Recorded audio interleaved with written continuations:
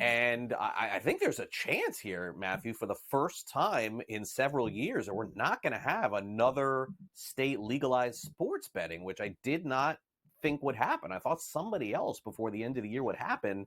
We're getting an update from you guys over at Legal Sports Report that Minnesota is now out. Thanks for coming on the show. And I guess at least the opportunity to legalize is sort of looking bleak at the moment, isn't it? Yeah, I mean, there are a couple of bills out there right now in states that are already legal that are trying to tweak the system. But yeah, I think this will be the first year that we don't see a new expansion like that. And Minnesota was thought to have a really good chance coming into this year, Craig. It had a chance last year, but there were certain topics and things that the Democrats wanted to get across the finish line last year. So sports betting kind of fell to the wayside. Well, it only got messier this year, Craig. It's interesting because a lot of the states that are left have tribal gaming interests involved as well. And that's great. Tribal gaming interests deserve to protect their interests and all that kind of stuff. But it just makes it longer and harder to get something across the finish line sometimes.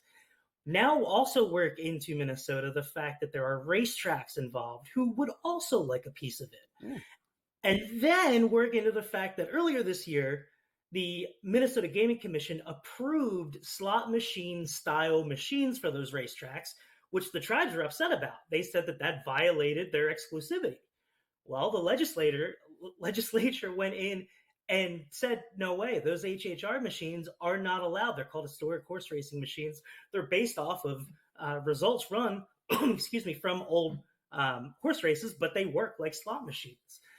So there are a lot of moving parts of two sides here that just do not agree.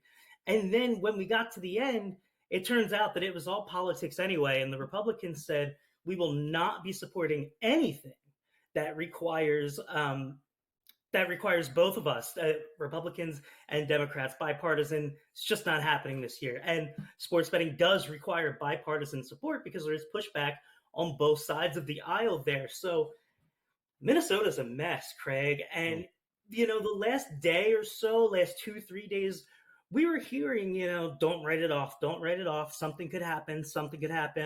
And they came out and said, look, we thought we had it. We thought we had a deal. We're just going to come up a bit short. And it's tough to say what happens with Minnesota from here.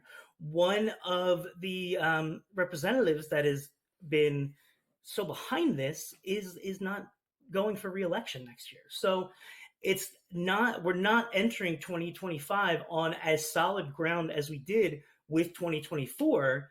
And that's certainly discouraging to everybody in Minnesota that just wants to bet on sports. Yeah, looks like next year at the earliest, which stinks. All right, we got some updated news here on BetRivers and Rush Street. A lot of earnings calls coming in. What did you learn from BetRivers? Yeah, so this was interesting. They had their earnings call, but then they went and they spoke to Needham at their Technology, Media, and Consumer Conference. And I thought it was really cool, Craig, because it's hard for a company like BetRivers, Rush Street Interactive, to be able to get across that they have a great product when you look at the states and you see the market shares and you figure, oh, okay, well, they must only have 5% because it's just not that good. And that's not the case. CEO Richard Schwartz took his opportunity here to say, other companies like FanDuel, DraftKings, they have massive marketing budgets. They have massive DFS databases that they can tap into. And we're doing things a little bit differently. And I thought it was interesting.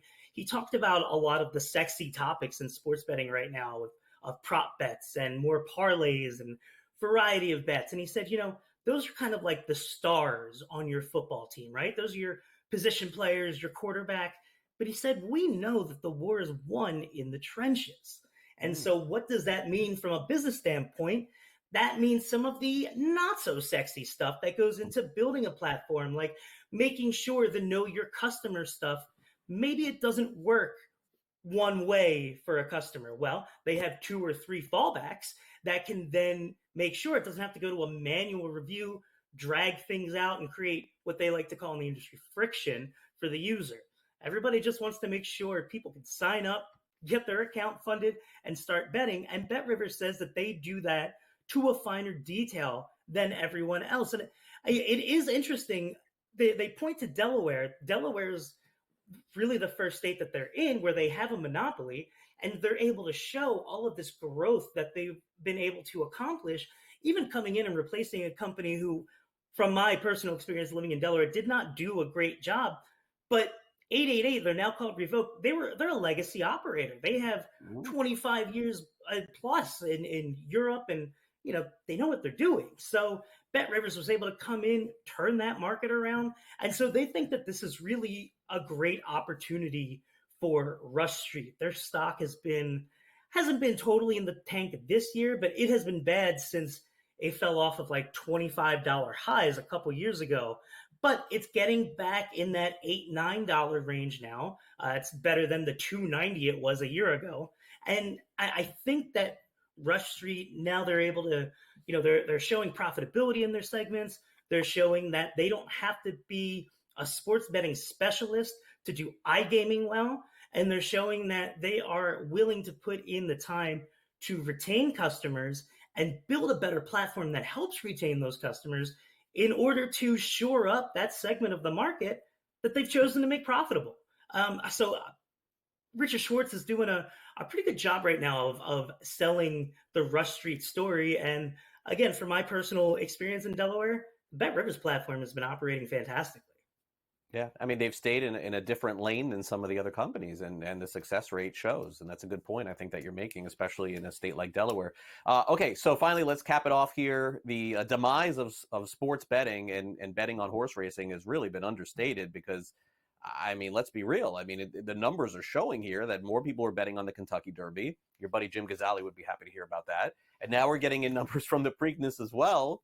And this idea that because people could bet on sports legally, they didn't want to rush to the track to bet or rush to some of the other operators to bet is false. Preakness numbers up again, Matt. Yeah, they are. They were down a couple of years there, and look, they hit highs in 2021, which likely had something to do with the COVID sports schedules messing things up. We saw over COVID that when there were no sports, people loved to bet on the horses, and I think you still saw some carryover from that. But yeah, we did see growth this year. We saw growth for the Preakness Day betting, but we also saw growth in the futures pools that they run for the Preakness as well. That has been more popular overseas than it has been in the US, but it's starting to pick up a little bit. And look, horse betting is interesting because not every sports bettor really sees the crossover there, because pari-mutuel betting is different. You're not locking in the price that you bet at. That it could really change by the time that race kicks off, and you could not be looking at what you thought you were in the first place. But operators like FanDuel, DraftKings, they are now using these events to cross-sell and bring sports bettors, casino players into the horse racing world, and they're doing it in ways that make sense with their technology. FanDuel, for instance, they have one account, one wallet. That means if you have money that you could go put in a FanDuel slot machine right now, you could bet with that for sports as well, or for horse racing, excuse me. DraftKings is working on something similar. So I don't necessarily see horse racing falling off here. And I don't know how much we talk about fixed odds horse racing in the future either. Right now, we're seeing growth in traditional pari-mutuel betting, and I have to think that's going to continue. Yeah. All right. Well, Matt, great stuff. Great content as always. Check Matthew Waters out, as well as everyone who does a great job over at LegalSportsReport.com, appearing every day here on Newswire. Thanks for coming on, Matt. Talk soon. Thanks, sir. Take care.